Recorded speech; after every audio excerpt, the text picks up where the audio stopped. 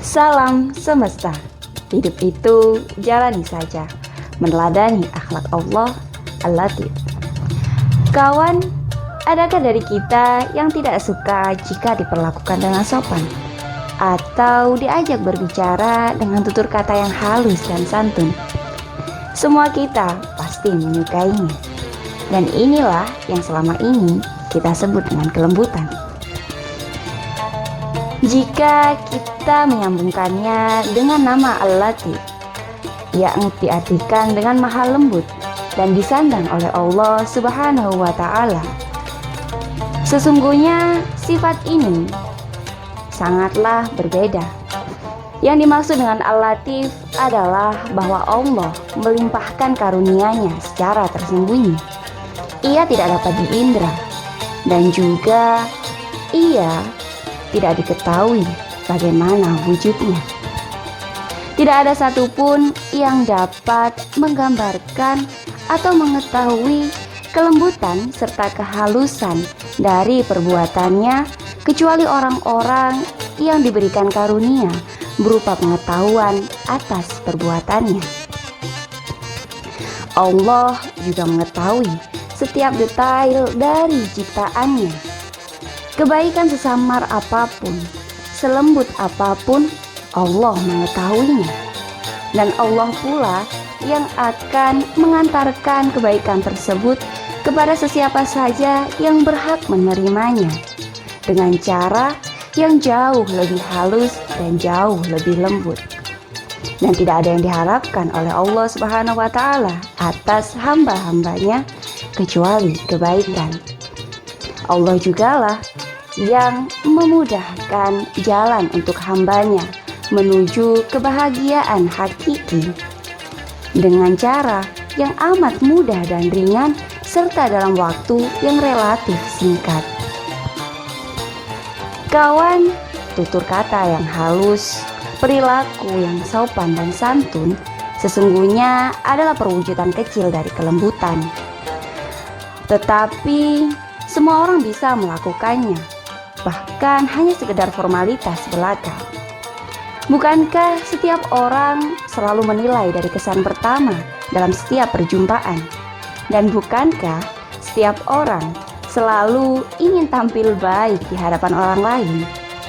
Karena itulah kelembutan tidak bisa hanya diadakan dalam perilaku, melainkan juga termasuk di dalamnya kelembutan pengetahuan. Kita bisa tertipu oleh kelembutan perilaku, tetapi tidak akan dapat memungkiri lembutnya pengetahuan. Namun, untuk memiliki kelembutan dalam pengetahuan, kita tidak bisa serta-merta mendapatkannya. Terlebih dahulu, kita harus membersihkan hati dan jiwa kita sebagai wadah dari pengetahuan tersebut, mengosongkannya dari hal-hal kasar yang tidak tampak pada diri kita, seperti prasangka, ego, syahwat, dan amarah, yang mana hal-hal tersebut dapat mengotori hati kita. Bagaimana kita dapat melihat ikan di dalam sungai jika air sungai itu keruh? Kawan, sebab lembutnya pengetahuanlah kelembutan terkadang juga tidak terwujud dalam hal-hal yang menyenangkan. Bencana dan masalah yang kita alami misalnya, jika kita mau merenung, sesungguhnya di dalamnya terdapat kelembutan Allah, yakni teguran halus atas perilaku kita yang salah selama ini. Dalam amarah orang-orang yang mencintai kita pun ada kelembutan, yakni berupa kekhawatiran bahwa kita akan melakukan kesalahan yang sama di masa yang akan datang, yang akibatnya bisa jadi lebih buruk daripada apa yang kita rasakan saat ini. Hanya saja kita tidak pernah mau menyadari kelembutan-kelembutan seperti ini. Kita terlalu fokus pada apa yang tampak di mata kita.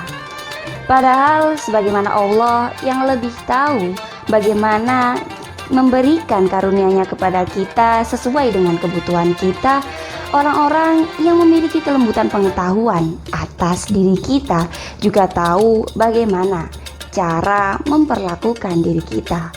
Kita saja yang terus menganggap orang-orang yang memiliki kelembutan pengetahuan itu adalah orang-orang yang tidak menyayangi kita, hanya sebab kelembutan kasih sayang mereka diwujudkan dalam perilaku yang menurut kita berkebalikan dengan kelembutan yang sesungguhnya. Padahal kita saja yang terlalu malas untuk mengerti kelembutan itu. Kawan, jika kelembutan pengetahuan dan kelembutan perilaku telah menyatu dalam diri kita, barulah kita dapat disebut memiliki kelembutan yang sesungguhnya. Dan ketika kelembutan itu sudah ada dalam diri kita, kita dapat memperlakukan orang-orang di luar diri kita sesuai dengan peran dan tempat mereka bagi diri kita. Wallahu a'lam bishawab. Sekian, hidup itu jalani saja. Salam semesta.